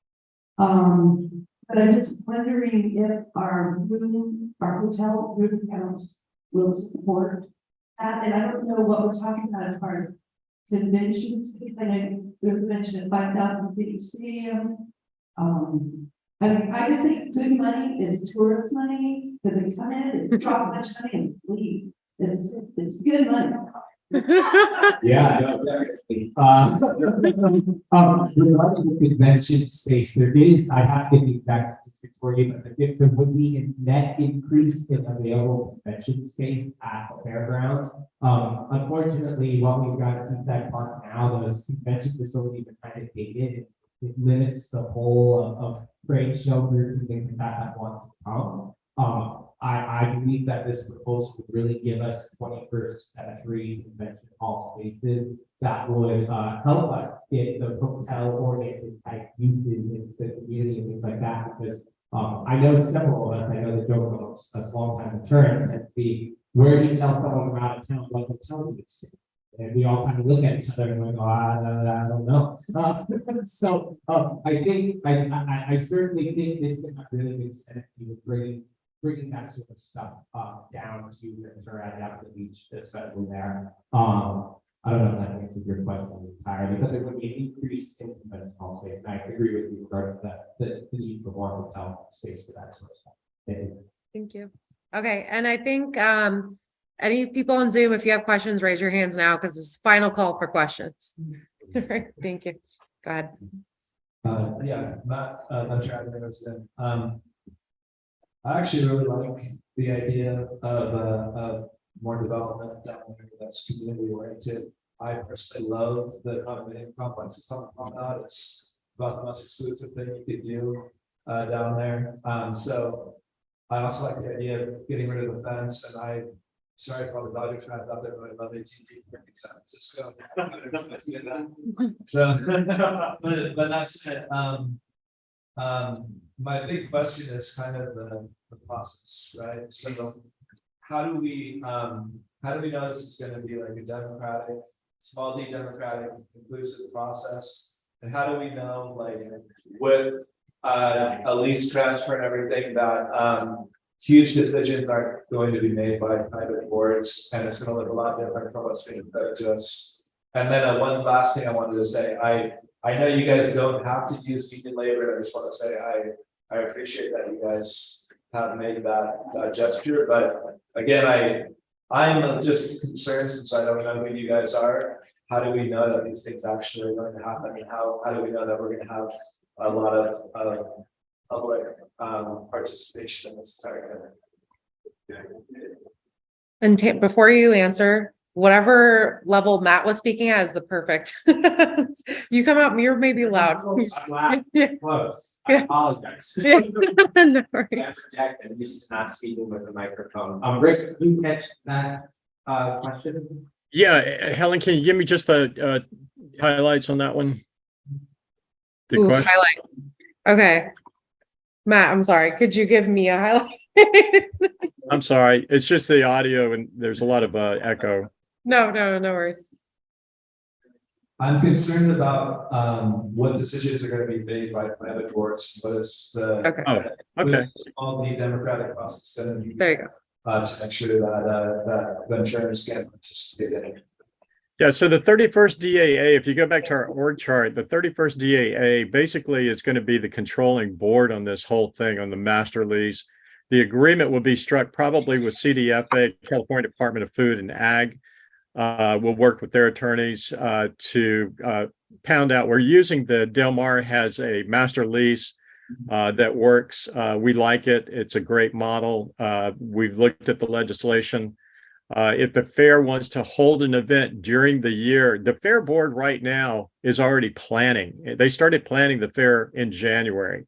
So it's a full-time job. And if we expand the fair and the not only the facilities, but the diversity of what it is they can do and what it is they can bring on, because now this rodeo and the equestrian will be a much more pronounced activity at the fair than what they've had before. So if we can pull all that off, The fair board's going to be very, very busy. And that if they want to do something in the year, during the year, have an event, they just simply do a lease back. It's a lease back, and that'll all be carved out in the agreement. But literally the 31st DAA is going to be the controlling entity. Of course, we have a board for our company. But 31st DAA, we're not giving control. They're not giving control up to some private entity that's going to come in and mess around with your fairgrounds. That's not happening. Thank you. Did that answer, Helen? Kind of, yeah, I think so. I see noddings in the audience. So. Okay. Yeah. Hi, I'm curious, what projects like this anywhere else, ESG has done in the past that the public can look at? And Sure. Success or not success, and see, in other words, what's the track record of this company? So it's a team effort. We've got our architect, our lead architect is Andrew Goodwin. He is a 39-year-old professor at Cal Poly. And he has a company, AGD, which just is doing the Conejo Community Center right now. He grew up here. He's been going to the fair since he's been in diapers. The guys on Jensen are all local, grew up here, all about the fair. I came up here in 2004. I worked for a developer. I ran government affairs and also M&A for the company. We were doing 3,000 homes a year in 4 different states. We had 25 companies in the portfolio. I'm a pilot. I would fly to our projects as far east as Kerrville, Texas. I came to the area in 2004. I did 203 homes in South Oxnard. It was a 34-acre infill project that we also gave a 6-acre park to the city. So everybody that's involved with this team has credibility, is local, is talented. And for people like Tanner, they're young. So anyhow, I can't go on enough about the team. And in our deck, in our larger deck, which should be available, I believe, all of the, everybody's got a bio in that deck that's participating in this project. Thank you for that, although that didn't really answer the question. You have a talented group of individuals, but it seems like this company hasn't done anything like this, at least in terms of going to your website and looking what you have done. It looks like it's all projected for the future. This project and a couple of projects in Hawaii. So my question is, yeah, you individuals have done a lot, but this company doesn't seem to have done anything like this in the past. You're absolutely right. This is a new collaboration. We've come together. That seems like a problem. That's a problem? It seems like a problem. Projects of this size, and you've never done anything like this before. This You have to. sensitive side. I would hope that you could appreciate some of the projects that we've done. If you'd like, we can certainly identify those projects and the value of those projects, and we can roll that out. That can be another frame. We're happy to pass along any information we receive from the group as well. So if any of you guys have questions, we're going to be cutting it off here shortly. Please let me know. I will coordinate with the group and then we will get back to you, everybody. As yes, make sure to sign in and put your email on the back on the sign-in sheet. We do have one question in the back, and then we have 2 rapid fire Zoom questions. And then thank you all so very much. I know you guys did not sign up for like a 45-minute It's okay. presentation, but I appreciate it. It's okay. Very expensive project. These type of projects tend not to be financially feasible unless there's possibly a great deal of local public subsidy, which I don't think the city of Ventura has. Arlene Martinez wrote about this Good Jobs Now in an article in Star recently. Could you kind of speak to that? Did you hear that, Rick, or do you need me to? Not at all. Okay, so she was saying very expensive project would not be possible without some sort of public subsidy. No. And the city of Ventura doesn't have the wherewithal. We are not using any public money. We're not going to grants or bonds. We're not interested in leveraging the land. This is going to be completely privately financed. Okay, perfect. And we have MOUs to that effect. Okay, great. So, all right, rapid fire questions. So first one, have they / will they stop hosting gun shows? Are you guys leasing, or the state leasing to Pacific Sports or selling it? And then repeat the information at the for the upcoming presentation at the end of the month. Okay. So the gun shows are going to be the determination of the 31st DAA. That's not our responsibility. That's not our call. What was the second one, Helen? If the land is being sold or leased to you. It would be a master lease. It would be a master lease. Lease. And then if one of you guys want to give us some information on the presentation at the end of the month. Yeah, Tanner can fill you in a little bit on that. Yes, and feel free to jump in if I miss anything, Rick, but, February 22nd, I believe you perhaps have more details on the meeting with the fair board than me, so, February 22nd, I don't know the time. It's the meeting is 5:30 to 7:30 in the evening so that we can bring the public in, and it's going to be in Santa Rosa Hall on the evening of the 22nd, which is 3 weeks from tonight. Perfect. Okay. I'm gonna close the Q&A. We have one question in the back. So it looks like if you guys can hang around for one more. I mean, we could also, if there are questions that you're comfortable answering after the meeting, we can also do that if there's more questions. Yeah. Sure. My name is Elizabeth, and my question is, we've seen that you're having a baseball built, baseball fields, there's new parking, on some of them want to build, but I never heard where the actual birds will be placed and where the flea market and the farmers market is gonna go. Is that, are those people gonna lose their weekly job? No, nobody's losing jobs. Where will you place them? Those are gonna be placed, right in the center of the site where Helen has her, cursor going around the screen. And I can scroll up a little Okay, bit more. Yeah. Great. Sorry. Struggling with the microphone. Yeah, no worries. Right here. Yes, right there. The intent would be that space would continue to serve both the fair, and then the flea market could exist in that space or out in the parking lot that's over to the right and not shown in this particular rendering. But there would be space for like flea markets, farmers markets, and the fair. And the facility is designed to continue to accommodate all those uses in addition to the multi-purpose. Perfect. Helen, when you look at this plan, you can see that we can hold multiple events at the same time. That's what we're talking about, is taking this underutilized campus right now and really having diverse services, opportunities, and absolutely a job creator. Absolutely. Thank you for that. All righty. So we will, there's another. Okay, there's a question somewhere out there, I think.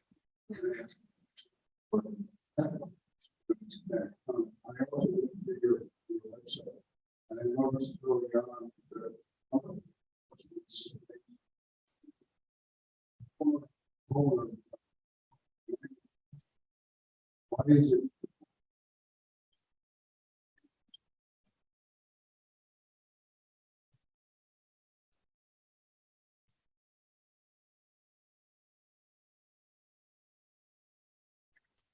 Oh. Area.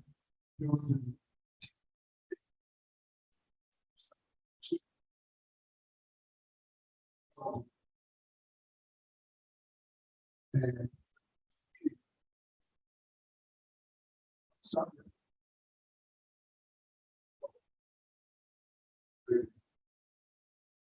Rick, I'm going to defer that question to you as I feel it's better from. I didn't even hear a word. It was breaking up. Sorry. There was more questions about the past experience on large projects, which indicated we would share any information we receive. And then there was a question asking kind of why the baseball field. I also heard, if there was a soccer field, it'd probably be in use better. So please yell at me if I'm missing any part of your question. Well, we had to pick a team, right? And so baseball seemed to be a better venue for us because of the number of people that play professionally or that have come from here that play professionally, that could help to reinvigorate that sport locally. But the other part of it is that we can use it for concerts. We can use it for open air conventions. There's so many uses for a baseball stadium, orchestral concerts, fireworks displays, all of it. So it seemed to make better sense to us at the end of the day. Okay, thank you. And then we'll go ahead. So that's the end of the formal presentation. I don't know if Tanner's gonna stick around, but if you have any questions, please email me. I don't mind getting spammed, and I will reach out to people as needed to answer your questions. Yeah, I'll try my best to answer questions regarding land use and site planning and stuff, and I can relay questions to the ownership group, specific sports group, if you have questions about specific operations and the funding and stuff like that. Thank you. Thank you. Thank you. Okay. Yeah, thank you, Rick. I know you were feeling a little under the weather, so thank you for bearing with us. Okay, so we're at open comment period, and then we will adjourn. So I do want to give the mic over to Maria Ventura from SoCal Gas really quickly for some information that can help our community. Hey guys, ready for 45 minutes of self-contact? I'll be really quick. So, after the pleasure hearing my remarks earlier, January, I spent the month for the city council meeting, for the supervisors and other community groups, alerting folks that your natural gas bill was going to be high. And the reason we did that was we understand that could be a challenge for folks. So why was it high? The regional markets, because of a very cold snap, and also the price of natural gas commodity was really high. And SoCal Gas economical profits.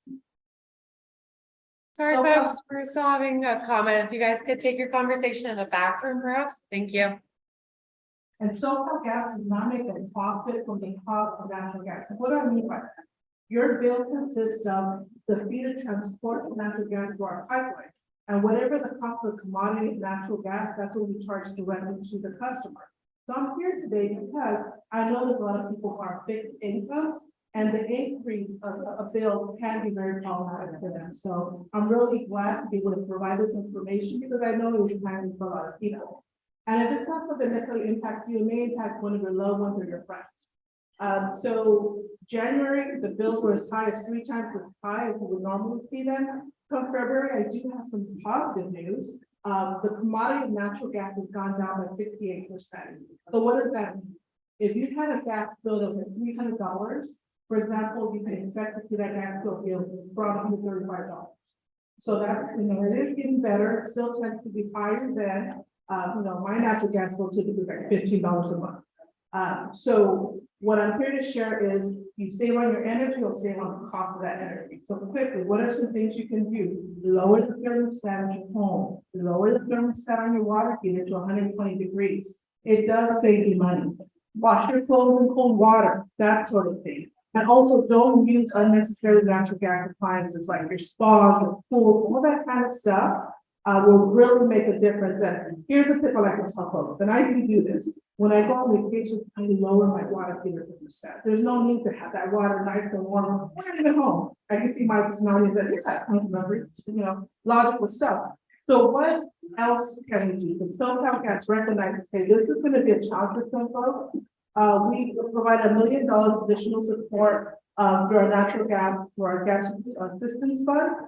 So if you go on to SoCalGas.com and look at manage your higher bills, you'll see different methods, different ways that we're supporting that. So we can help with your bill assistance by helping you pay some of that. We also have programs that can reduce your natural gas bill by 20%. And again, folks, I speak from a background that I can relate to people like that. I grew up humble, and I remember what it felt like not to have. So this comes from hard when I talk about these things. It's hard. People really do have a hard time sometimes. So I'm taking upon myself to do these rounds because I remember what it felt like not to have some. So this is important for a lot of them. So también hablo español. Si tiene cualquier pregunta, duda, por favor. So thank you for your time, and I hope to come back one day and have some good news. Thank you. Thank you. Okay. Go ahead, Ron. Hi, how many people want more pesticides on their food? I've had the privilege of serving on a state panel that charted a course to use less pesticides, especially the highly toxic or high-risk pesticides in the state of California. And so the report just came out with a roadmap to sustainable pest management in California. It came out Thursday last week.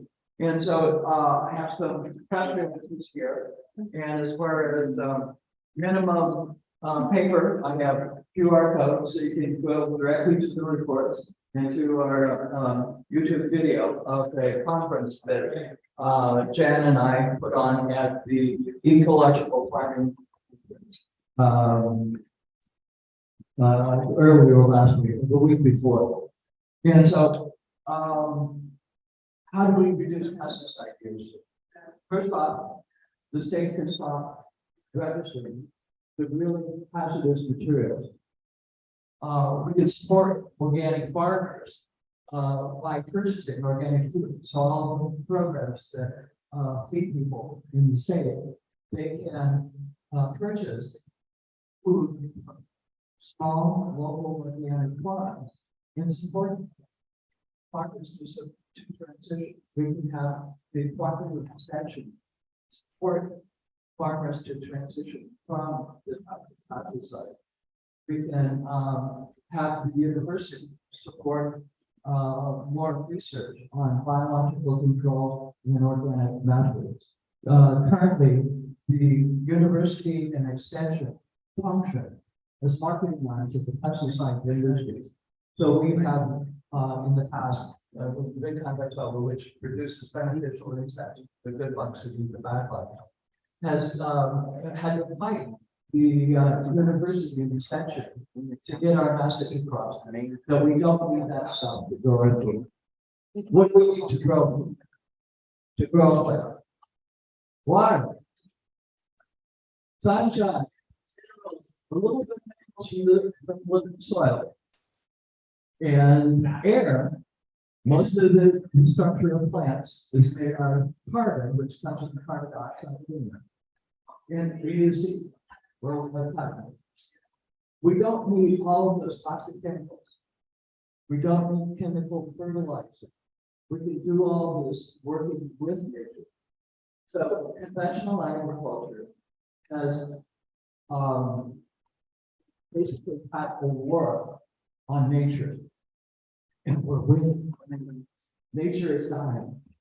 But that's not so good for our next generation. So I encourage all the community groups and activist groups to look at this report and tell your elected officials these are good ideas. We need to get off of the toxic pesticides in our city, our county, and the state. We need to have healthy food grown in a healthy environment. And so check it out. And if you have any questions, I don't know. Perfect. Thank you, Ron. Okay. And then I want to open it up now if there's any comments specifically about Lori Black. So we did get a comment a little earlier. I'm trying to find it. It was very sweet. So I believe I can't for the life of me. Oh, here it is. So Lori Black was an amazing woman who was dedicated to community service and was committed to good community planning.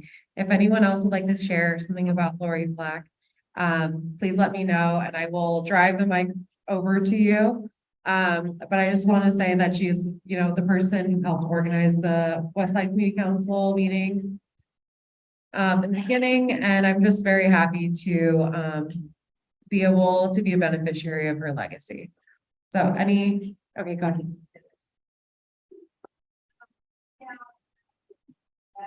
Yeah, Lori was dear friend and we're gonna miss her. We also know big time that her council organized all this over the years and numbers for planning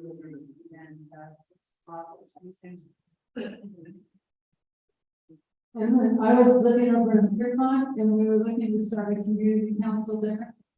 Go to Lori Black, we brought her up here, and she told us that on community council, she was the go-to for community council. Okay, I don't see any more hands. Okay, and on that note, we'll adjourn in memory of Lori Flack tonight. Thank you, everybody, for coming. Okay, I'm ending the meeting. Good night, everyone. Thanks for staying on so late.